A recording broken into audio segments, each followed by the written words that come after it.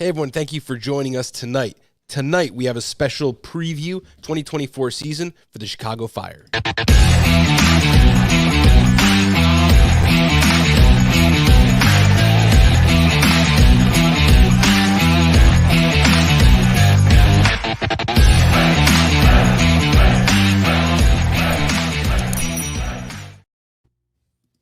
Here today with Alex Campbell, special guest to talk about the CHGO Fire. Alex, how you doing today? Good, Bob. Good to be back for, I believe, what is my third year in a row doing the Fire episode? Yeah, you were almost one of the OGs. You've been with us for that long, and we always preview the Fire every year and just catch up whenever there's any good news around the CHGO Fire. So we barely talk. Yeah, That's how yeah. it The, works. the the the good news has been few and far between. There's been some this off season that I think you could categorize as good news, and we'll get to that. But yeah, it's been 7 seasons now of not much to smile about. But that's okay because we're here, we're talking, we're previewing it anyway. The CHGO Fire, one of the long time, you guys have been there since the beginning. Maybe a new logo. You got some new kits going on this year. Got a new look. We got the light blue going on now instead of that dark navy. I like that. Let's get into recapping the 2023 season. Last year, you guys were 10-10 and 14, 13th in the East. 39 goals scored, very, very low. 51 goals allowed, very, very high. Negative 12 goal differential, that puts you where you are. Nothing surprising there for what you guys contributed on the field. You did have a stretch in the summer winning 5 out of 6 matches. So when you look at like your sheet, like your season sheet, it's like red, red, red, gray, gray, gray, red, red, red, gray, gray, gray, green, green, green, green, green, green, green, green, red, red, red, gray. So it's very interesting because that stretch either showed a sign of hope or means that if you didn't have that winning streak, your team would have finished even worse. How do you take it? How do you take the 2023 season? Yeah, it was one of those strange. Sorry, you broke up there for a second. Yeah, it was one of those strange cases where they went on a really good run of form mid-season, and then I believe it was before the League's Cup tournament when then that just absolutely killed all of their momentum. They were hovering just inside the playoffs at that point.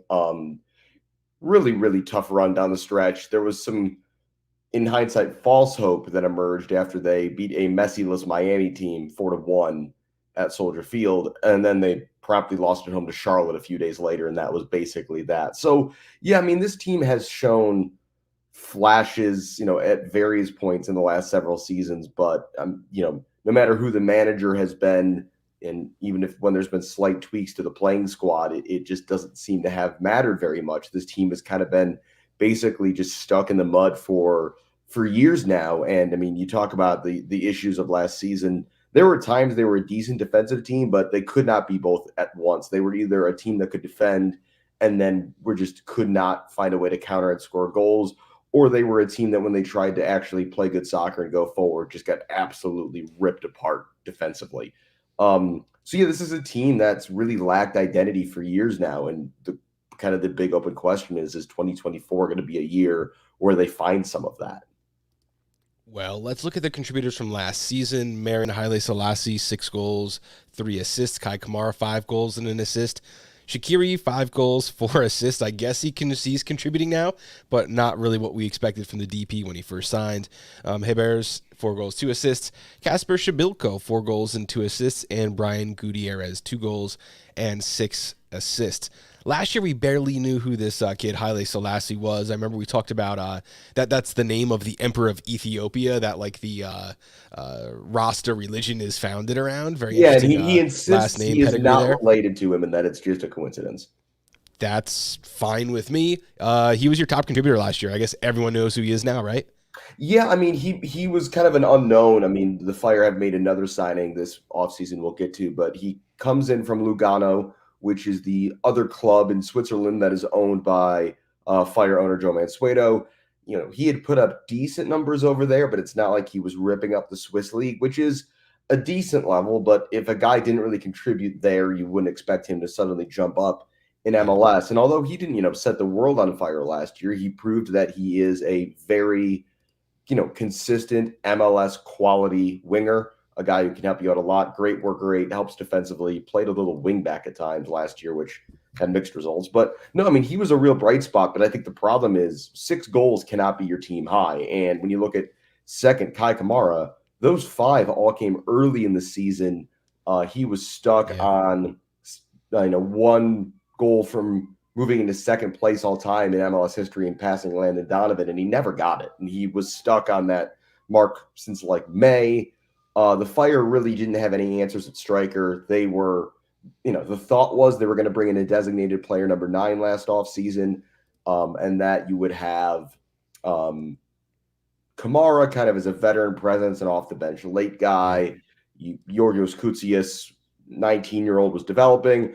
And they were hoping Kasper Šibilka would bounce back after an anonymous debut season with the Fire. That didn't happen. Kamara played way more minutes than was anticipated. And I personally think he just ran out of gas.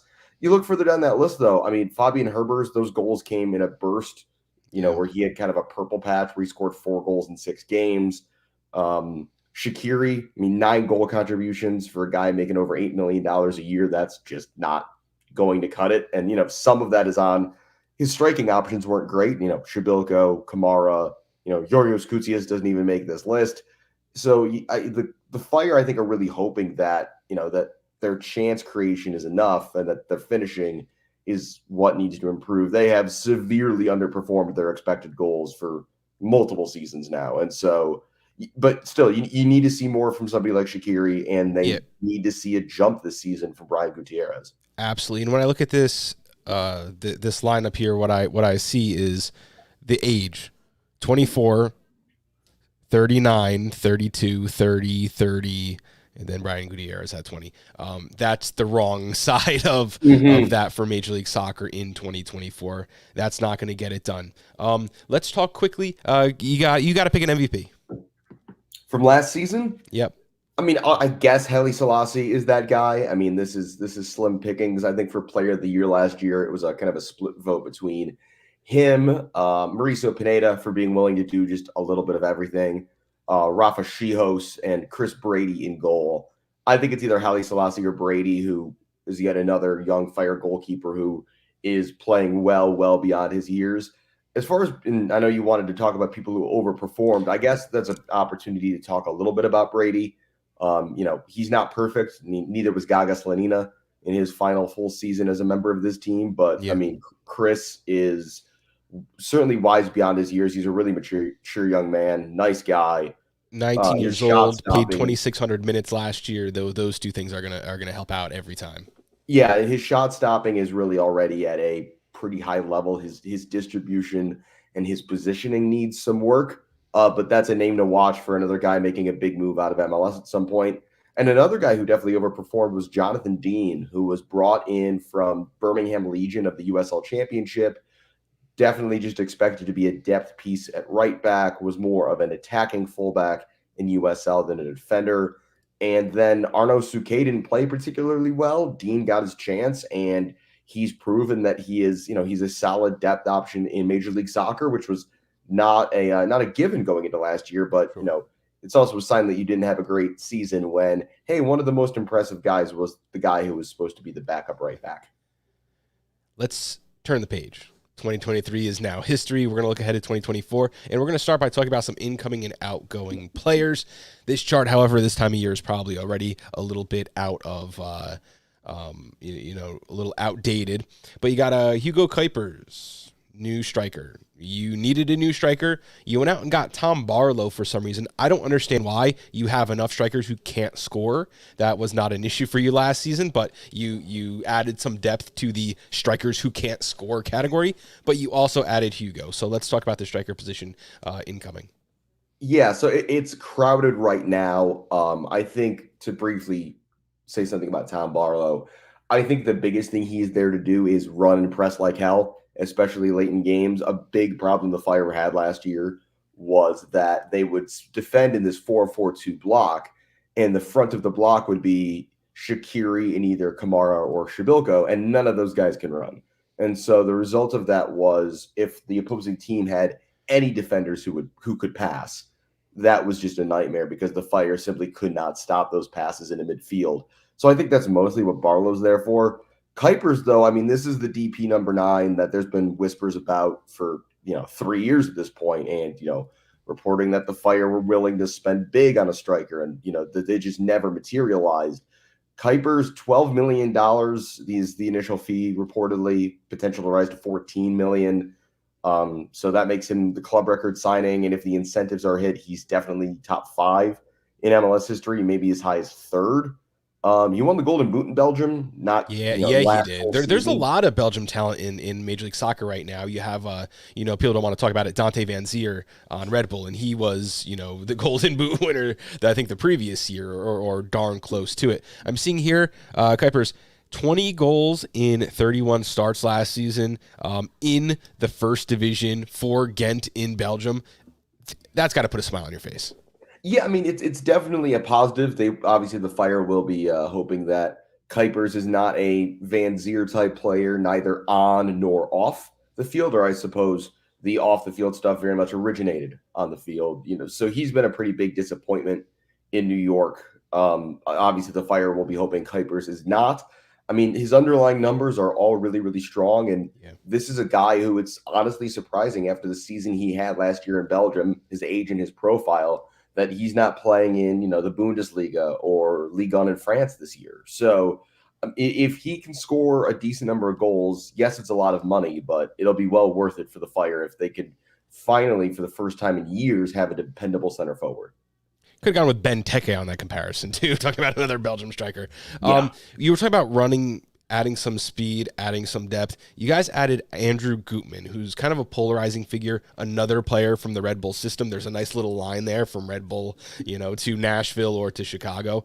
Andrew Gutman adds a little bit from the left wing. I prefer more of a wing back because he's a little less defensive back there, but that's going to it's a position in need. You needed a fullback. You needed 2 fullbacks.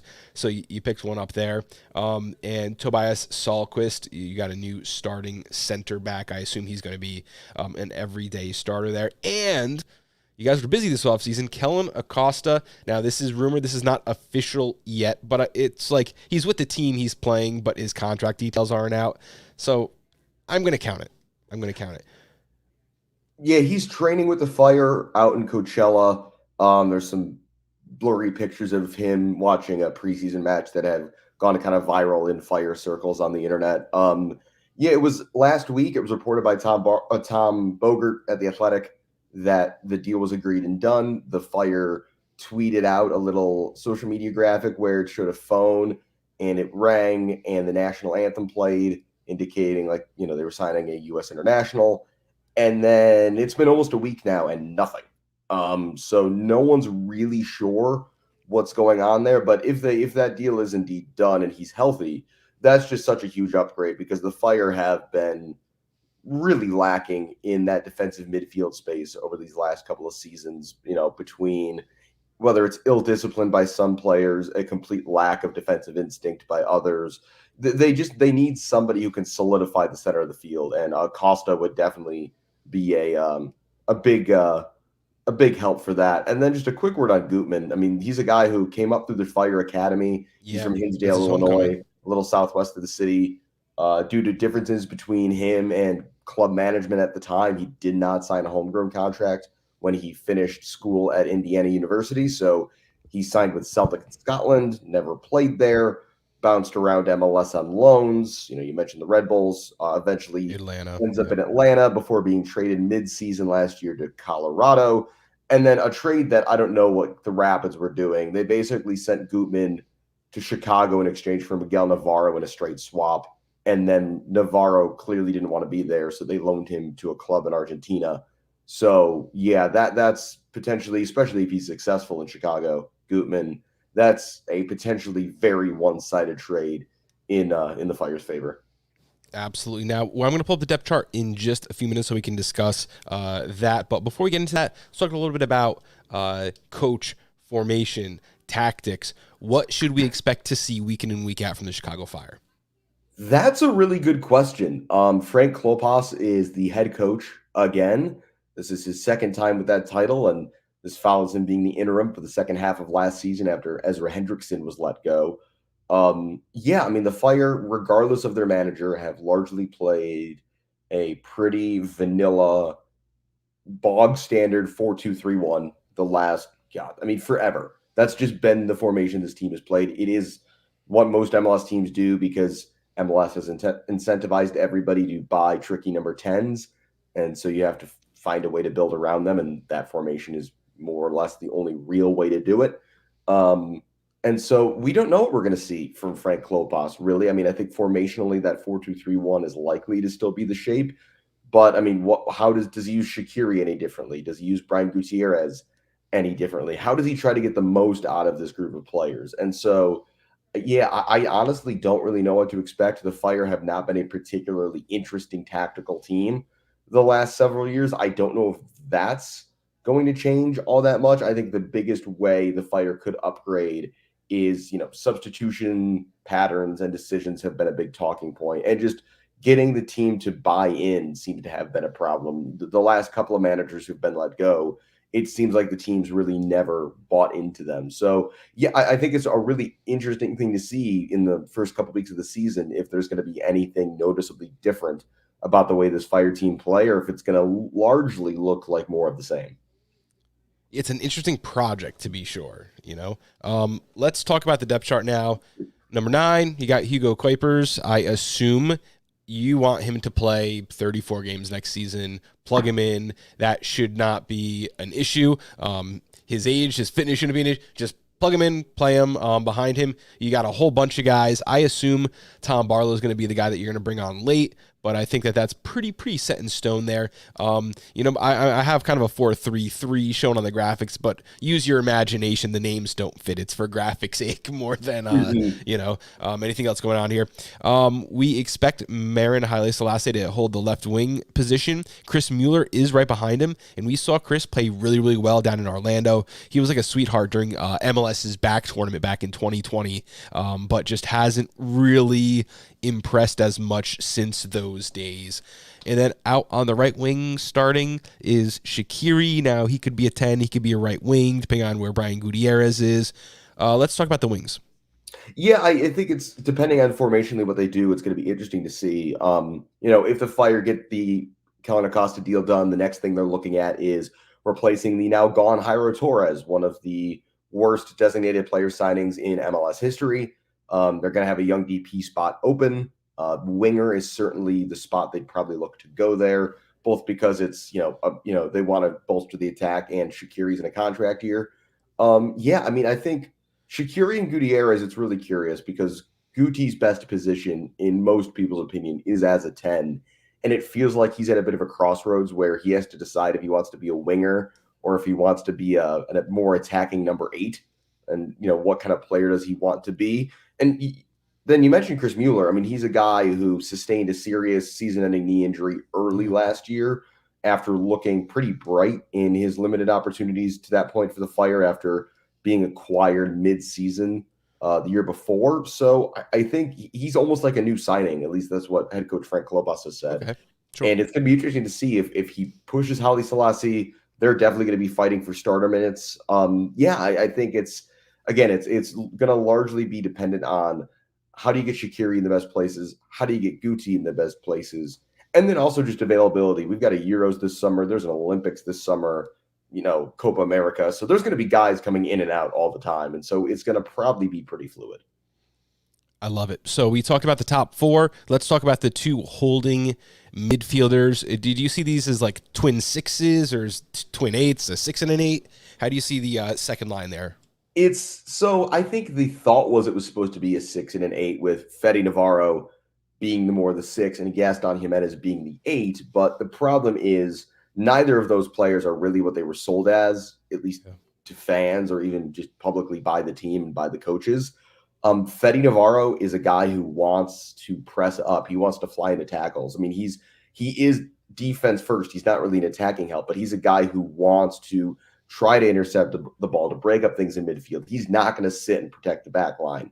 And then next to him, Jimenez is kind of a luxury player, but without the production of one. He's, I guess, best described as an 8, but his defensive work rate is poor, just flat out. He can ping a nice pass around. He's got a decent left foot, but there has just simply not been the right combo with those two. And I think I speak for Fire fans when I say no one really wants to see a Fetty and Gaston double Yeah. pivot ever again, because simply it just didn't work. The team functioned better when Mauricio Pineda would play in one of those spots, because although he is somewhere between a defensive mid and a center back, he understood the responsibility of my job is to protect the back line and give some solidity. So that's really where Acosta can be a game changer, because either you play Acosta with Navarro and Acosta has the discipline to let Fetty kind of buzz around and do his thing, or you play Acosta with Jimenez and Jimenez's defensive shortcomings are less of an issue when Acosta is on the field with him. So yeah, if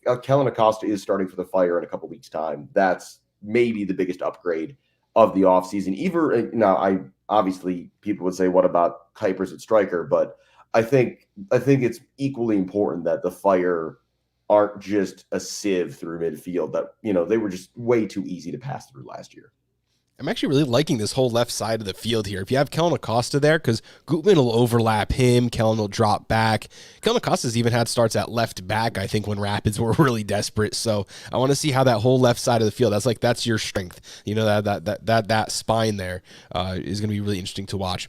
Let's talk about the back line, because you guys gave up 51 goals, I think it was, last year, and you can't do that again and expect to have a better result. So is this an improved squad? You have Chichos, the new signing at center back, Sahlquist, and then you got Gutman and Arangoni at the fullback position.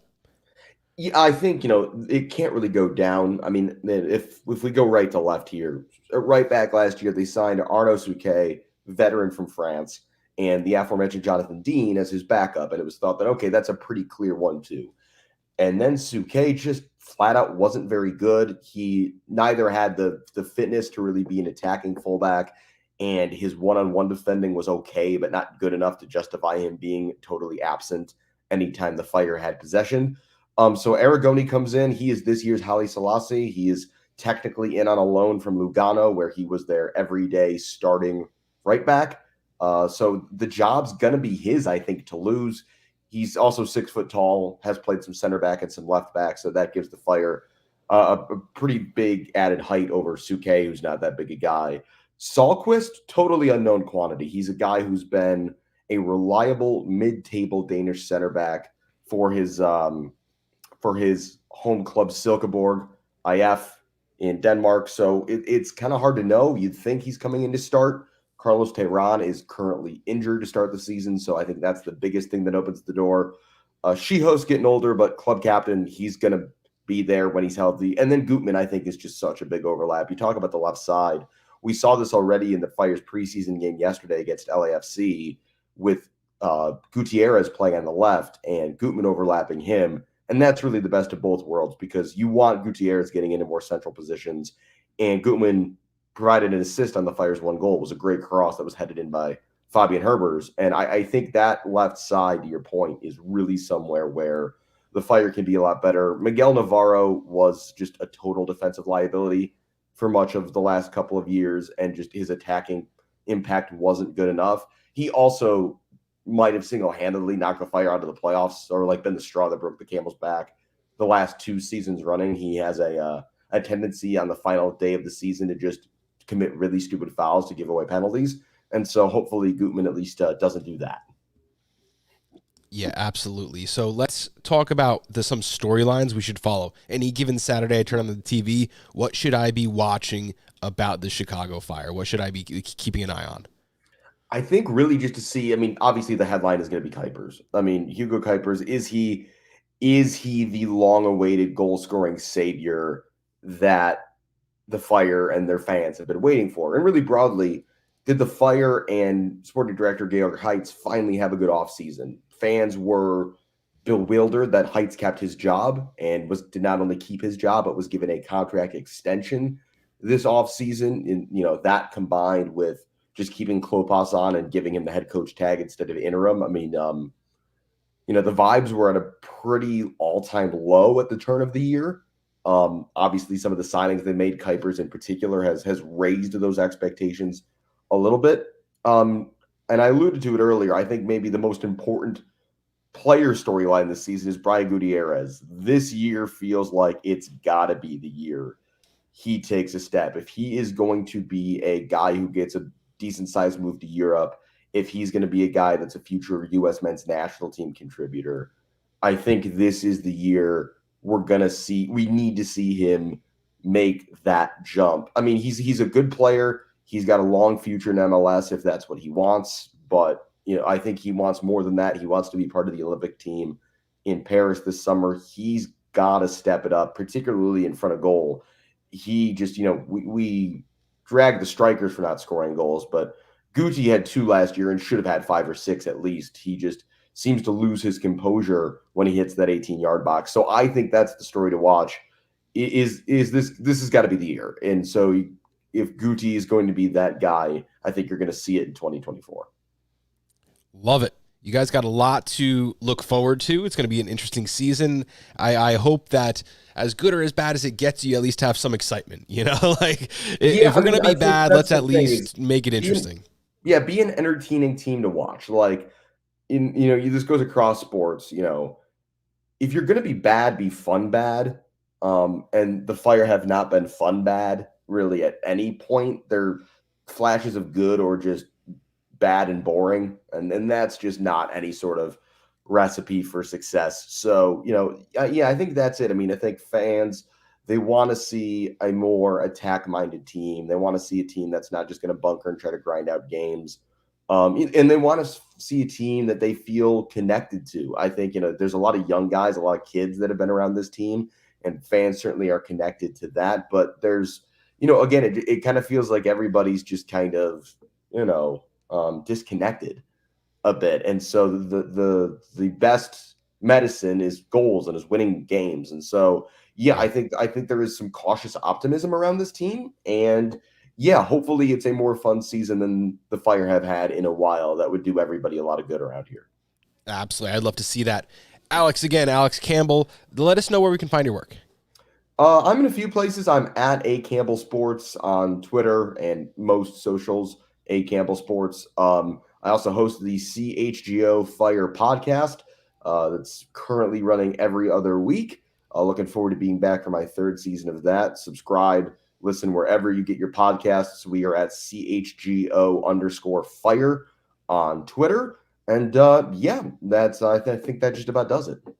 It does. Thank you so much for coming on and helping preview the Chicago Fire for the 2024 Major League Soccer season. Remember, ID Sports is one of the only places you can find radio hosts, podcasters, play-by-play call announcers. We have all kinds of the best people in the business talking Major League Soccer to preview each and every one of the 29 teams.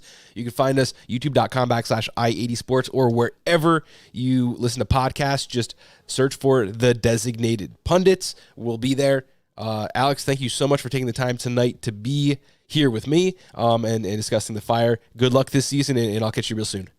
Thanks so much, Bob. Always enjoyed it.